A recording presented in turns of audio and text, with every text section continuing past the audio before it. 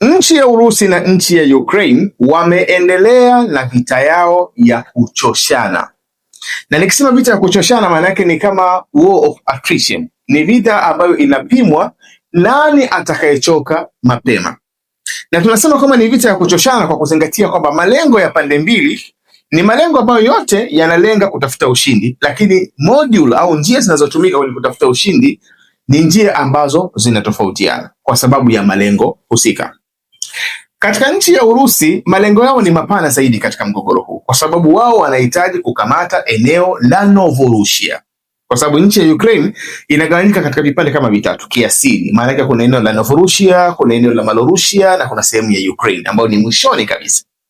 Maeneo ya eneo la Novorossiya, eneo la Malorusia kiasili ni maeneo ya nchi ya Urusi, kwa sababu upande wa Novorossiya ni upande ambao walipigana na dola kama ile ya Ottoman Empire kipindi inatawala maeneo ya kule.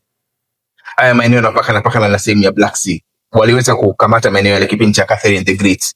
Lakini vile vile maeneo kama ya Malorusia ambayo yanapatikana katikati ni eneo ambalo walilipata kutoka kwa Bogdan Khmelnytskyi ambaye alikuwa ni mtawala katika eneo husika, lakini akahitaji protection au ulinzi kutoka kwa Warusi. Ndio asili ya wao kukamata maeneo yale. Kwa hivyo lengo la nchi ya Urusi katika vita hii hasa ni kukamata eneo la Novorossiya. Na nikisema eneo la Novorossiya nazungumzia maeneo ya upande wa mashariki mwa mto Dnieper. Ina maana unakusanya maeneo kama Donetsk, Luhansk, Zaporizhia, Kherson, miji kama Dnipropetrovsk, Mykolaiv mpaka kuja katika sehemu za Odessa. Lakini kulingana na strategia ya maeneo husika, maana yake unalazimika uchukue eneo vile kama na Kharkiv ili kutengeneza protection ya baadhi ya maeneo kama Donetsk na Luhansk. Kwa hiyo muundo umekaa hivyo nchi ya Urusi. Sasa kulingana na strategia ya plani ya nchi ya Urusi na malengo yake mapana ya kuchukua eneo la Novorossiya, ni eneo ambalo hauwezi ukalikamata kwa siku moja. Hii ikimaanisha kwamba ina maana vita ya nchi ya Urusi na Ukraine is a long time battle. Ni vita ya muda mrefu. Katika mazingira namna hiyo, nchi ya Ukraine inaonekana vile inafahamu kwamba plani ya nchi ya Urusi ni pana zaidi kuliko vile inavyoonekana katika hali ya kawaida. Na ndio maana moduli walioichukua wao katika kupambana na nchi ya Urusi ni kuhakikisha kwamba vita inakuwa ya bei ghali. Na hii ndio mfumo wa sasa hivi unavyotumika. Ukiangalia vita ya Marekani na Iran, Marekani vita kwake inakuwa ngumu kwa Iran kwa sababu tu njia ambayo Iran wameitumia kupigana vita ni kutumia silaha ambazo zina uwezo mzuri lakini bei yake ni nafuu, kiasi ambacho gharama ya vita kwa upande wa Marekani inakuwa ni gharama kubwa. Lakini idea hiyo ilikuwa hata kipindi kile kundi kama la Hamas wanapigana na Israel. Muundo ulikuwa ni huo kwamba kuhakikisha kwamba gharama ya vita inakuwa kubwa, na ndio model ambayo inachukuliwa sasa hivi na nchi ya Ukraine. Na mwanzo wa kuona kwamba nchi ya Ukraine imekuwa ikishambulia katika sehemu za uzalishaji wa mafuta kuifanya tu gharama iwe kubwa ya vita, ili mwisho wa siku Urusi iweze kufikiria tofauti na vile inavyofikiria hivi sasa. Katika siku ya jana wameshambulia katika mji wa Belgorod katika sehemu ya chuo.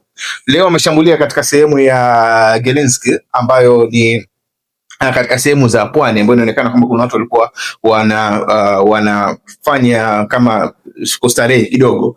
Wamefanya mashambulizi katika maeneo hayo. Yote lengo ni moja tu, kuifanya ile vita iwe na gharama kubwa kwa nchi ya Urusi, aidha kwa kupoteza watu wengi maisha au kuharibu sehemu ya miundombinu. Lengo ni kwamba Urusi watakapoona kwamba gharama ya vita ni kubwa, mwisho wa siku waweze kufikiri tofauti na vile wanavyofikiri hivi sasa. Kwa hiyo sasa plani ya nchi ya Urusi manake ina indicate wazi kwamba vita hii itakuwa ni ya muda mrefu. Lakini plani ya nchi ya Ukraine lengo lake kubwa ni kufanya vita isiwe ya muda mrefu kwa kuongeza gharama ya vita. Ndio muundo unaokwenda hivi sasa. Kwa hiyo ukiangalia katika nchi ya Urusi katika hivi siku za karibuni wamekuwa wakishambulia ufuati katika sehemu ambazo ziko very strategic, ni maeneo ya kistratejia. Kwa mfano wameshambulia katika mto katika daraja la Zakota ambalo linapatikana baina ya sehemu ya Budjak na sehemu ya Odessa. Actually ni Budjak ni sehemu ya Odessa, lakini inatofautishwa na sehemu ya Odessa kwa sababu katikati yake kuna sehemu ya kama mapito ya mto ambayo yanapita katikati yake, ambayo ina maana yanaunganisha sehemu ya Odessa na sehemu ya Budjak. Kushambulia katika daraja husika la Zakota maana yake lengo lake kubwa ni moja, kwa kuzingatia kwa ni sehemu ambayo inapakana na sehemu ya Moldova. lakini vile vile inapakana na sehemu ya Romania, lakini vile vile kwa upande mwingine inapakana na sehemu ya Black Sea. Na nchi za NATO support yao katika nchi ya Ukraine, licha ya kuwa kwamba pamekuwa wakati mwingine kuna uzito kuleta silaha moja kwa moja ndani ya nchi ya Ukraine, manake silaha zimekuwa zikishikia katika nchi ya Romania, na kwa kuzingatia kwa sababu nchi ya Romania ni moja katika senta muhimu za kistratejia kwa nchi za NATO, kwa kuzingatia bezi kubwa zaidi ya NATO katika bara la Ulaya imejengwa pale katika nchi ya Romania inajulikana kama Constanta Base, ambayo lengo lake kubwa vile vile ni kutoa support ya uwepo wa NATO katika sehemu ya Black Sea. Kwa hivyo manake nchi ya Urusi kushambulia katika daraja la Zakota, lengo lake kubwa ni kwamba kukata ile supply line, kwamba silaha zinapokuja katika sehemu ya Romania, maana yake ni kwamba haziwezi kuvushwa kupitia katika mji wa Budjak kuingia katika sehemu ya Odessa ya Ukraine mainland, nasema sehemu ile ya bara ya Ukraine, inakuwa hapo mawasiliano hayawezi kuendelea. Na hii maana yake inakuwa ni mwendelezo wa nchi ya Urusi kuweza kushambulia katika sehemu katika pwani zile za upande wa Odessa kwa muda mrefu, ili kuweza kukata ile supply line ya silaha kutoka katika sehemu za Romania kuja katika sehemu za Ukraine kupitia katika upande wa Black Sea. Lakini ukiachilia mbali move hiyo ambayo lengo lake linabaki ni moja tu, kwamba yale maeneo yanayopatikana katika upande wa mashariki mwa mto Dnieper yasiweze kupata supply ya silaha kutoka upande wowote, especially kutoka katika upande wa nchi ya Romania. Lakini vile vile ukiachilia mbali move hiyo ambayo inafanywa na nchi ya Urusi, wamefanya move nyingine hivi sasa. Licha ya kwamba siku za nyuma walitangaza kukamata mji wa Konstantinovka katika sehemu ya Donetsk, ambayo tunasema katika Donetsk, katika mji wa Donetsk katika upande wa magharibi kuna ngome takriban 4 ambazo ni ngome imara. Kwa miaka yote nchi ya Urusi imeshindwa kudhibiti ngome husika. Maana yake nazungumzia ngome ya Konstantinovka, kuna ngome ya Slaviansk, Kramatorsk na Druzhkivka. Sasa siku za nyuma nchi ya Urusi ilitangaza kukamata sehemu ya Konstantinovka, ambapo mpaka leo nchi ya Ukraine imekataa kwamba Konstantinovka haijakamatwa, lakini kile kinachoonekana wazi ni kwamba wanajeshi wa nchi ya Urusi wako ndani ya mji wa Konstantinovka na wanafanya doria zao ndani ya mji wa Konstantinovka na sehemu ya operation zake. Lakini kwa hivi sasa kile kinachoonekana ni kwamba nchi ya Urusi ipo takriban kilomita 5 kutoka katika mji wa Slaviansk na mji wa Kramatorsk. Mji ambao unaonekana kidogo huko mbali ni sehemu ya ngome ya Druzhkivka. Katika mazingira namna hiyo, inaonekana imekuwa ndiyo sababu ya Rais Vladimir Zelensky kutuma message ya ceasefire, ikiwezekana waweze kusitisha mapigano kwa nchi ya Ukraine kuacha kushambulia katika sehemu za uzalishaji wa mafuta ndani ya nchi ya Urusi. Na ndio tumekizungumza hapo nyuma kidogo kwamba nchi ya Ukraine tiketi yake katika vita hii ni kuifanya gharama ya vita iwe kubwa. Kwa hivyo katika mazingira namna hiyo, kwa sababu Urusi vile vile wanafahamu kwamba kweli mashambulizi ya nchi ya Ukraine yamefanya gharama kuwa kubwa, especially katika sehemu za uzalishaji wa mafuta. Tiketi hiyo ndio Ukraine sasa hivi wanajaribu kuitumia kuiambia nchi ya Urusi waende katika ceasefire, wasitishe sehemu ya mapigano ambayo yamekuwa yakiendelea. Lakini lengo la nchi ya Ukraine kusema kwamba Urusi na Ukraine waende katika ceasefire, lengo sio ceasefire tu, bali lengo ni kujaribu slow down, kupunguza spidi ya nchi ya Urusi kuelekea katika mji wa Slaviansk na mji wa Kramatorsk. Kwa sababu itakapotokea mji wa Slaviansk umeanguka, ile ngome ya Slaviansk imeanguka na ngome ya Kramatorsk imeanguka, maana yake patakuwa kuna ngome 3 katika ngome 4. Ngome ya Konstantinovka, Kramatorsk, Slaviansk zote zimeanguka. Ngome itakayokuwa imebakia katika mji wa Donetsk maana yake ni ngome ya Druzhkivka, ambayo itakuwa manake ni rahisi kuweza kuikamata. Na hii itakuwa ni tatizo kubwa sana iwapo kwamba Urusi wataweza kukamata hizi ngome 4 takriban. Itakuwa ni pigo kubwa sana, kwa sababu maana yake ni kwamba kama kuna ngome itakuwa imebakia labda katika upande wa kule Kharkiv au katika sehemu ya Dnipropetrovsk, ambao actually ni ngome moja, ina maana support ya operation za kuanzia katika sehemu ya Donetsk kuja katika sehemu ya Mykolaiv kwenda katika sehemu ya Dnipropetrovsk katika upande wa kusini wa Dnipropetrovsk itakuwa ni tatizo kubwa kwa nchi ya Ukraine, na automatically maana yake hilo litaongeza spidi ya uwezo wa nchi ya Urusi kuweza kukamata maeneo ambayo yenyewe imekusudia kuyakamata katika mgogoro huu, yani maeneo ya sehemu inayojulikana kama sehemu ya Novorossiya. Kwa hivyo mazingira yamekuwa na sintofahamu, kiujumla yamekuwa na sintofahamu kubwa, lakini muhanga mkubwa wa mgogoro huu anabaki hasa kuwa ni nchi ya Ukraine, kwa sababu nchi ya Ukraine kiujumla ni geti la kuelekea upande wa mashariki. Maanake kihistoria hauwezi ukakamata upande wa mashariki, upande ule wa Urusi, kama hujaikamata nchi ya Ukraine, na ndilo tatizo lililopo. Na ndio maana unakuta kwamba nchi ya Urusi red line yake wameiweka katika upande wa mji katika upande wa nchi ya Ukraine. Maanake ni kwamba mwenye kuicontrol Ukraine inawezekana akafanya disturbance katika nchi ya Urusi, na ili mtu asiweze kufanya disturbance ndani ya nchi ya Urusi, maana yake ni kuhakikisha kwamba sehemu ya Ukraine haianguki kwa adui wa nchi ya Urusi, pamoja na kwamba yale maeneo kiasili kwamba wanaweza kawa na haki nayo kuweza kuyadai na kuweza kuyadhibiti na kuzuia mtu yote kwenda kuyamiliki maeneo yale ya Ukraine, ya sehemu ya Novorossiya na sehemu ya Malorusia, lakini strategically unapoipoteza Ukraine, manake uko karibu na kuanza kupoteza baadhi ya miji ndani ya nchi ya Urusi. Sasa muhanga mkubwa wa move hii anabaki kuwa ni nchi ya Ukraine, na inabaki kuwa ni nchi ya Ukraine kwa sababu nyingi.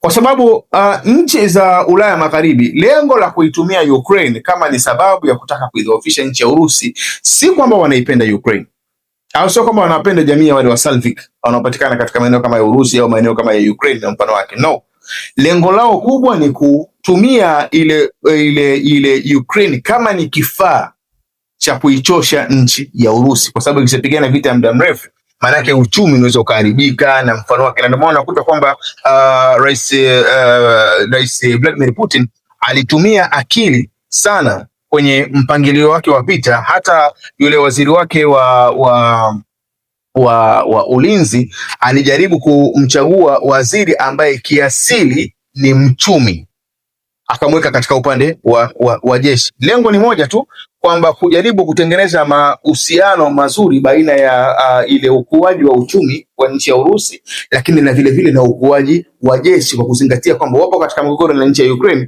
Panapokuwa hakuna pattern nzuri baina ya uchumi wa nchi ya Urusi na matumizi ya jeshi, maanake mwisho wa siku ni kwamba nchi itashindwa kubalance kwa muda mrefu, kwa sababu lengo la nchi za Ulaya Magharibi ilikuwa ni kuichosha nchi ya Urusi. Kwa hiyo katika module au katika mazingira namna hiyo, unaweza ukaona kwamba lengo la nchi za Ulaya Magharibi hasa ilikuwa ni kuitumia tu nchi ya Ukraine ili kuweza kufikia katika malengo yake, lakini sio kwa sababu labda wanakusudia labda iwe ni memba katika ile European Union, ule umoja wa Ulaya, au kuingia katika NATO. Ni mambo ambayo mpaka sasa hivi, kwa sababu ukiangalia katika ripoti ambazo zimetoka hivi karibuni, zinaashiria wazi kabisa kwamba nchi za Ulaya mtizamo wake ni kwamba Ukraine haiwezi kujiunga na umoja wa Ulaya, especially katika kipindi hichi, kwa sababu maana yake ni kwamba inaweza ikaleta tatizo katika upande wa siasa ya nchi za Ulaya, lakini vile vile hata katika upande wa uchumi wa nchi za Ulaya, lakini vile vile hata katika upande wa NATO jambo linakuwa gumu, kwa sababu ya kuzingatia kwamba kuingia katika NATO katika kipindi ambacho nchi ipo katika vita, maana yake inakuwa ni jambo gumu, kuzingatia kwamba katika sheria za NATO ukiangalia ile Article 5 inaonyesha kwamba anaposhambuliwa memba mmoja, maana yake memba wote wanatakiwa respond katika muundo wa namna hiyo. Kwa hiyo maana yake ni kwamba kuiruhusu Ukraine kuingia labda katika NATO ni sawasawa na kuzitaka nchi za Ulaya ziweze kuingia katika vita katika mazingira ambayo inawezekana zikawa hazijajiandaa katika mwendo wa namna hiyo. Kwa hiyo maana yake ni kwamba muhanga mkubwa ambaye ameendelea kuathirika na mgogoro huu, maana yake ni nchi ya Ukraine, kuzingatia kwamba watu wengi wamekuwa wanakufa, ile sehemu ya manpower inapotea, watu ambao wanaweza kupigana vita. Imekuwa sasa hivi katika mitaa ya Ukraine watu wamekuwa kama wanatekwa ili kupelekwa katika upande wa vita, kwa kuzingatia kwamba hawaoni natija ya vita husika, bali mwenendo wa vita unavyozidi kwenda ni kama target yake ni kumfanya Vladimir Zelensky aendelee kubaki madarakani, na ukizingatia kwamba katiba ya nchi ya Ukraine yenyewe inamkataa yeye kuendelea kubaki madarakani mpaka hivi sasa, kwa kuzingatia kwamba muda wake wa kubaki madarakani ulikuwa umeshakwisha toka takriban 2025 kwenye mwezi wa 4 mwezi wa 5. na katiba ya nchi ya Ukraine haina ile utaratibu kama nchi ya Israel kwamba inapokuwa katika kipindi cha vita basi uchaguzi hautakiwi kufanyika. No, inapokuwa katika kipindi cha vita uchaguzi unaweza usifanyike, lakini muda wa rais utakapokuwa umekwisha, maana yake wenye haki ya kucontrol nchi inabaki kuwa ni sehemu ya bunge, ndio inayofanya zile operation za kiutawala, ndio katiba ya Ukraine inavyozungumza. Sasa katika mazingira namna hiyo, maana yake ni kwamba kwa kutengeneza mazingira ya Vladimir Zelensky aendelee kubaki madarakani kwa sapoti za nchi za upande wa magharibi, maana yake ndio hicho ambacho kinaendelea, na ndio maana natija ya vita husika inakuwa ni kama haionekani, kwa sababu watu wanakufa na maeneo yanaendelea kuchukuliwa. Na hata kama kuna athari ambayo inaendelea kutokea katika upande wa nchi ya Urusi, inaonekana kwamba haichukuliwi katika uzito wa hali ya juu. Haichukuliwi katika uzito wa hali ya juu kwa sababu inaonekana kwamba nchi ya Urusi yenyewe ilikuwa imeshafahamu kwamba plani ya nchi ya Ukraine inavyotumiwa na nchi za Ulaya Magharibi ni kuhakikisha kwamba uchumi wa nchi ya Urusi unaanguka kiasi ambacho washindwe kumanage vita husika. Wanaposhindwa kumanage vita husika, maana yake ni kwamba hilo jambo linawezekana likawa lina athari ya muda mrefu katika siku za usoni, kiasi ambacho inaweza ikatokea kama ilivyotokea kipindi cha Umoja wa Sovieti, kwamba pakawa kuna nchi lakini ile nchi uchumi wake unashindwa kumanage yale majimbo na mfano wake, mwisho wa siku zikameguka zile nchi nyingi ambazo zilikuwa katika Umoja wa Sovieti katika siku za nyuma. Kwa hiyo ukiangalia mazingira ya mgogoro husika kiujumla ni kwamba kuna ile tunasema ni miscalculation, yani makosa ya kimahesabu mengi yamefanyika, especially katika upande wa nchi kama ya Ukraine, na ndio maana sasa hivi imejikuta kwamba ni nchi kama imetengeka. Rais wake anapata nafasi ya kuonana na kina Rais Donald Trump na viongozi wa Ulaya na hivyo, lakini kuonana kwao hakubadilishi chochote. Pamoja na kwamba kuna baadhi ya ruhusa ambazo zimekuwa zikitolewa zinaonekana kwamba labda inaweza kuwa zina athari, lakini kiujumla ni kwamba haziwezi kuwa na athari. Kwa mfano, hivi siku za karibuni nchi ya Marekani imeonyesha utayari wa kuiruhusu nchi ya Ukraine kuweza kutengeneza zile kama mifumo kama ile ya Patriot na mfano wake kutengenezewa ndani ya nchi ya Ukraine, ili kutengeneza uwezo wa nchi ya Ukraine yenyewe kuweza kukabiliana na nchi ya Urusi. Lakini kiujumla ni kwamba mifumo kama ya Patriot, mifumo kama ya THAAD, kwa hivi sasa inaonekana wazi kwamba ziko silaha ambazo zina uwezo mzuri wa kuweza kushambulia mifumo husika, basi na mifumo yenyewe kuweza kufanya kazi vizuri. Na mfano mzuri imeonekana katika sehemu kama katika nchi kama ya Iran. Mashambulizi yake katika sehemu kama ya kule Erbil katika upande wa nchi ya Iraq imelazimisha mifumo ile iweze kuondolewa ya nchi ya Marekani kwa sababu ya kutumia baadhi ya silaha kama Khorramshahr na mfano wake, ambayo inakwenda kwa takriban kama Mach 8, yani kwa mara 8 ya spidi ya sauti, kiasi ambacho mifumo inashindwa cooperate vizuri. Sasa katika mazingira namna hiyo, maana yake ni kwamba hata kile ambacho kinaonekana wakati mwingine kinatolewa kama ni bonus kwa nchi ya Ukraine ili kuweza kuangalia mazingira ya kupambana na nchi ya Urusi, kimekuwa kinashindwa kufua dafu. Katika mazingira namna hiyo, maana yake tunaona kwamba hasara katika upande wa Ukraine kadri siku zinavyozidi kwenda huenda ikawa ni kubwa zaidi kuliko ile hasara ambayo wamekuwa wakisababisha katika upande wa nchi ya Urusi. Lakini kiujumla ni kwamba mwenendo wa vita bado umekuwa ukiashiria kwamba ni vita ya muda mrefu. Na ndio unaona kwamba hata hizi suggestion ambazo zimekuwa zikitolewa na Rais Vladimir Zelensky zimekuwa ni kama hazichukuliwi na nchi ya Urusi, kwa sababu ina maana Urusi kuweza kustopisha vita husika, maana yake ni kwamba ni kuwatoa wao katika laini yao ambayo kwa wameshaipanga kwamba lazima waweze kuchukua eneo la Novorossiysk. Na kuchukua kwa eneo la Novorossiysk sio kwa sababu tu ya jiografia ya upande wa mashariki wa mto Dnieper. Hapana, kwa sababu majority ya Wa-Ukraine ambao wanaongea lugha ya Kirusi wanapatikana katika upande wa mashariki mwa nchi ya Ukraine. Na kwa mkataba wa Minsk, moja katika haki za nchi ya Urusi ni kumtetea raia yoyote au mwananchi yoyote mwenye kuongea lugha ya Kirusi. Kwa ina maana wale watu wa mashariki mwa Ukraine katika siku za nyuma ilikuwa inaonekana kama wanatengeka, lakini vile vile walikuwa hawapewi uhuru wa ile lugha yao ya Kirusi kuongea, kwa maana kwamba ilikuwa kama wanaiondoa katika upande wa zile lugha za kitaifa. Katika mazingira namna hiyo, maana yake nchi ya Urusi ilikuwa inaona kwamba ina haki ya kwenda kuwatetea watu wanaopatikana katika upande wa mashariki mwa nchi ya Ukraine. Kwa hiyo kiujumla bado tupo katika vita ya kuchoshana baina ya nchi ya Urusi na nchi ya Ukraine. Mwenendo wa vita ni huu ambao tumekuletea, lakini tukitaraji kwamba huenda katika muda ujao tukapata taswira itakayokuwa bora zaidi ya hii ambayo tumekuletea. Jina langu naitwa Maulid Ali Mnukwa. Nikuombe uendelee kufuatilia vipindi vyetu na nikuombe usahau kusubscribe, kulike, kushare pamoja na kucomment. Uwe na muda mwema.